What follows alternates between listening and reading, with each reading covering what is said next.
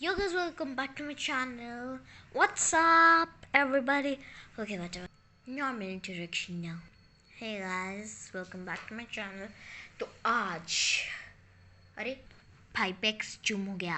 हाँ, तो आज हम लोग पढ़ने जा रहे हैं चंद्रशेखर वेंकट रामन. तो इस चैप्टर में बहुत सारे वो डिफ़िकल्ट वर्ड्स हैं. उनमें से कुछ मैंने मार्क किए हैं और कुछ को नहीं मार्क किए हैं, मैं भूल गई.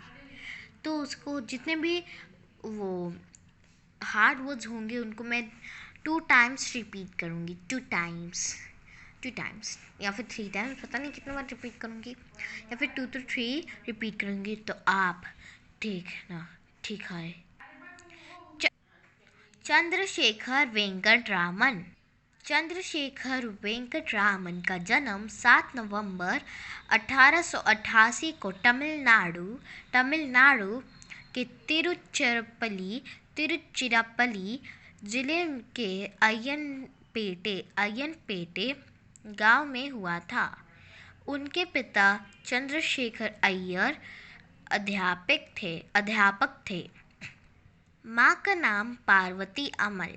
बचपन से ही रामन पढ़ाई में होशियार थे और कक्षा में ऐसे प्रश्न पूछा करते थे कि उसका अक्सर उनके अध्यापक चकित हो जाते.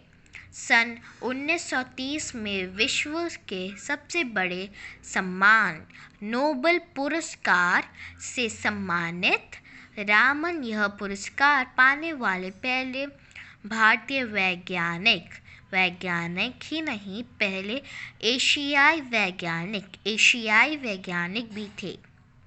पढ़ने आए अध्यापक AEH एलियट.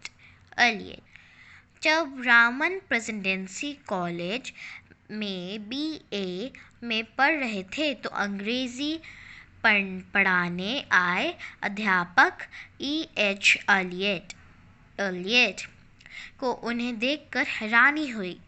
छोटे कद के दुबले पतले इस विद्यार्थी को देखकर उन्हें लगा शायद किसी छोटी कक्षा का बच्चा भूल से उनकी कक्षा में आकर बैठ गया है. पर जब रामन से उनकी बात हुई तो उनके शालीन स्वभाव और बुद्धिमातपूर्ण उत्तरों से वह अत्यधिक प्रसन्न हुए. विद्यार्थी जीवन से ही रामन बेहद जिज्ञासु थे. केवल 16 वर्ष की अवस्था में ही उन्होंने भौतिक विज्ञान में प्रकाश के गुणों से संबंधित नई खोज कर ली थी.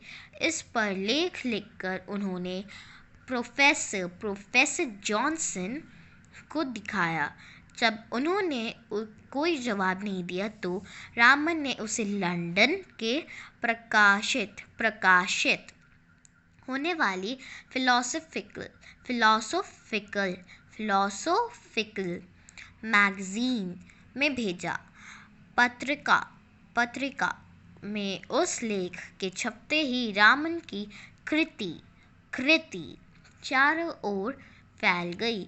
प्रसिद्ध वैज्ञानिक लॉर्ड रैले से उनका पत्र व्यवहार शुरू हुआ. शुरू में तो लॉर्ड रैले उन्हें प्रेसिडेंसी कॉलेज का प्रोफेसर ही समझ बैठे थे, पर बाद में जब वास्तविकता पता चली तो उन्होंने इस विलक्षण छात्र की प्रतिभा की खूब प्रशंसा की. सन 1921 में शिकागो में होने वाली विद्यालय विश्वविद्यालय कॉन्फ्रेंस के रामन को कलकत्ता विश्वविद्यालय के प्रतिनिधि के रूप में भेजा गया। लौटते समय रामन का ध्यान भूमध्य सागर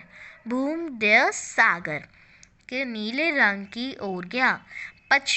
बचपन से ही वह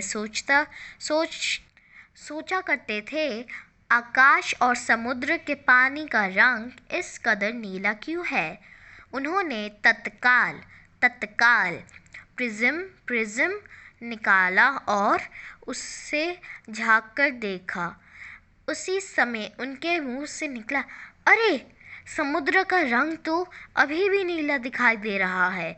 यह आकाश का प्रभाव नहीं है, यह नीलिमा तो पानी के भीतर से ही आ रही है।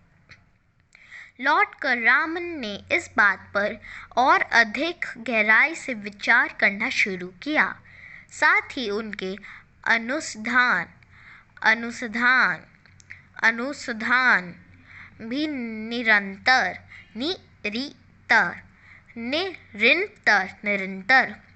चल रहे थे। रामन के प्रयोगों ने जल्दी ही यह बात सिद्ध कर दी कि अलग-अलग माध्यमों से गुजरने पर प्रकाश की किरणें का रूप बदलता है। बहुत मामूली उपकरणों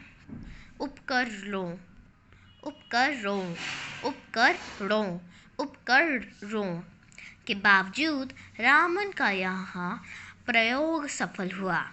उन्होंने इस संबंध में अपना लेख नेचर पत्रिका में से भेजा। इस लेख के छपते ही दुनिया भर में रामन की इस खोज की धूम मच गई।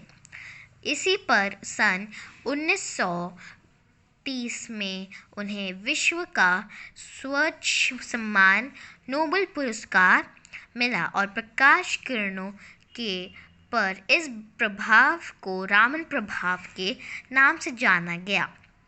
रामन को अपने भारतीय होने पर गर्व था। उन्हें यह देखकर बड़ा दुख होता था कि आधुनिक विज्ञान की नवीनतम खोजों में भारतीय की हिस्सेदारी बहुत कम है। इसलिए भारत में वैज्ञानिकों की युवा पीढ़ी को प्रेरित करने तथा मार्गदर्शन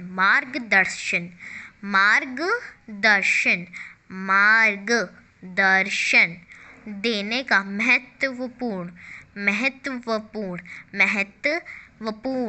महत्वपूर्ण काम उन्होंने किया। सन 1954 में भारत के इस महान वैज्ञानिक को भारत रत्न की उपाधि से सम्मानित किया गया। 21 नवंबर 1970 को 82 वर्ष की अवस्था में उनका देहावसान हुआ। वह अपने पीछे एक ऐसा सपना छोड़ गए हैं जो उनके वैज्ञानिकों को जीवन के रहस्य को समझने के लिए प्रेरित करते हैं। डॉक्टर सुनीता। संदेश: जीवन में नए कार्य करना और नई चीज़ें खोजने की प्रेरणा। हे गाइस, तो फिर से हे गाइस, जैसा आपने देखा लास्ट पैरा में सबसे ज़्यादा मुश्किल वर्ड्स थे और मैंने जितने भी मुश्किल वर्ड्स थे उसको 2 to 3 to 4 टाइम्स रिपीट किया, अच्छे से ब्रेक भी करके और हर चीज़ से। तो आप अच्छे से पढ़ना इस चैप्टर को, ये मुश्किल है। और क्लास फोर्थ आपके अभी ये सिलेबस में है, तो आप देखिएगा।